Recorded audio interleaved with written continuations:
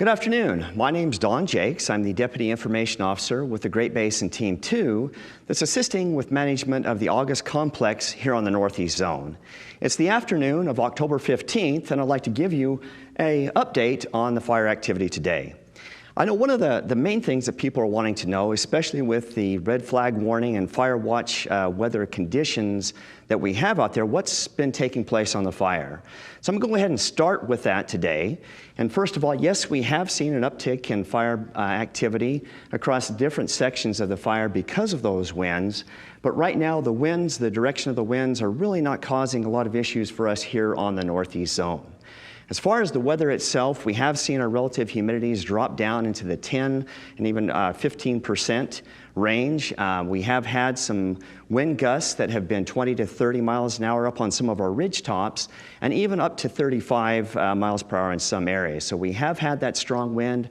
We've also had that more dry air that's come into there, as well as higher temperatures. Our temperatures have been in the upper 70s and even upper 80s across portions of the fire within our zone. Well, what's that been doing with our fire? I'm going to get into that in just a second, but I do want to mention too that some folks have seen a little bit more smoke and even a little bit of colder activity. A lot of that has been more on the northwest portion of the August complex, and would encourage you to follow the northwest zone for more of that. But right now, things are looking good across most sections of the August complex. I'll go ahead and just kind of, again, give you an orientation to the map before we begin talking about what the fire has been doing. If you go to the eastern portion of the map, that's Reading off to the east. This is the Highway 36 corridor as it crosses to the north portion of the fire through where the fire has burned, and then again continuing off to the west.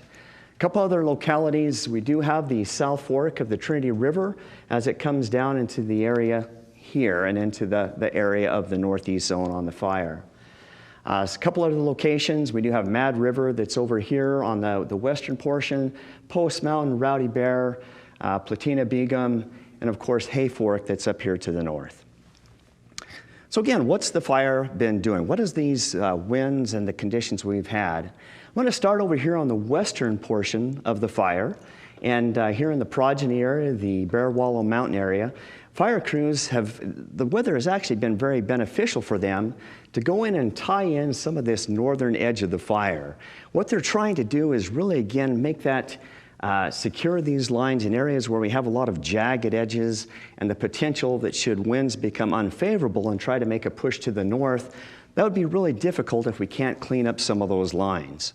So fire crews have been in this area today and doing some burning of the vegetation in there. And what that's going to do is to create an area that if the fire does want to make a push back to the north at some point, it really has no place to go. That area is already burned, and we have a very good, basically a blackened area, or an area where some of the vegetation or the vegetation's been cleared. And as the fire tries to push through, if it does try to spot, it's going to spot back onto itself. So that's really our goals there, and that's been very effective. It's looking very good this afternoon. Fire crews have also continued their work here on the western portion as some of our dozer lines and our lines are continuing down into the South Fork of the Trinity River, bringing in other equipment and putting in hose lays and the equipment that they would need, that in the event that we did need to do some burning operations here in the future, we could do that. But right now, again, that's just a preparation in case that might be necessary. Fire crews also to the north continue to work on contingency lines. That work is almost completed. There's a couple more days worth of work in there, but that's looking very good here today. As you move a little bit further to the east, coming along here south of Post Mountain, of course, the black line is the area that is contained. We continue to add sections of containment line each day to the map. And this is really tedious work. Fire crews are going in, when we talk about mopping up, it's going in and finding any of those areas of heat, and extinguishing those. But it's also going in, if we have possible hazard trees and other things that are in there, of clearing those out, making sure that there's not things that might fall over and cross those containment lines and start a fire on the other side.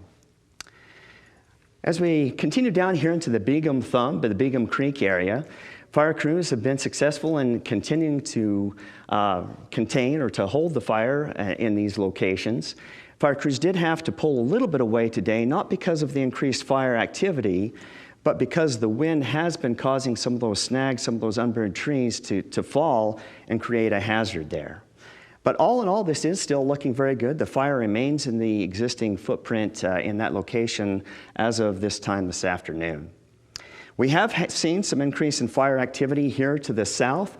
Kind of the interior of the fire, as some of these unburned pockets of vegetation are now clearing up as the wind hits those locations and they, starts to pick up that fire activity. So some of the smoke that people may be seeing today is also within the existing interior of the fire.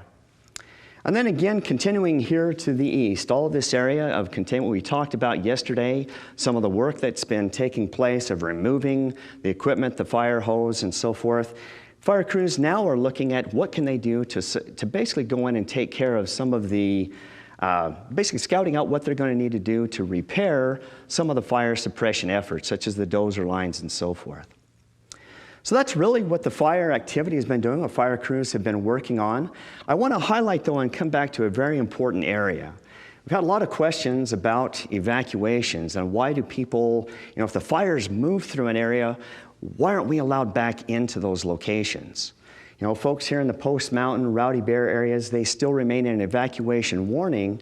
Well, part of that is because there's still some fire that's going on out here, and because of that threat, they're not quite ready to go ahead and lift those evacuation warnings, even though they've been reduced from an evacuation order. In other locations, such as down here in the Forest Glen area, that remains in an evacuation order. And really the reason for that is not just because you're in a closer proximity to where some of the fire might still be, but also there's other reasons why that may not be safe to be in there, such as hazard trees, trees that are falling across the road. In some of the road prisms, there may be stump holes that are burning out and causing it to be unsafe to cross in some of those areas. As we talk about the Highway 36 corridor, it still remains closed, but fire crews are in there today working on getting that road where it can be again opened. Some of those same concerns exist there, such as fallen logs, fallen trees, as well as even things like the guardrails, where as the fire has passed through, it's warped some of that metal and burned the supports and so forth. So fire crews are going in there, not fire crews, but Caltrans has contract crews that are going in there and replacing that important infrastructure to again make that road once again safe to cross through. So that's really an overview of what's been taking place on the fire. I appreciate your time here this afternoon. If you do have additional questions, please go to our August Complex INSEE webpage or also on the Six Rivers, Shasta Trinity, and Mendocino National Forest Facebook pages. Thank you for your time.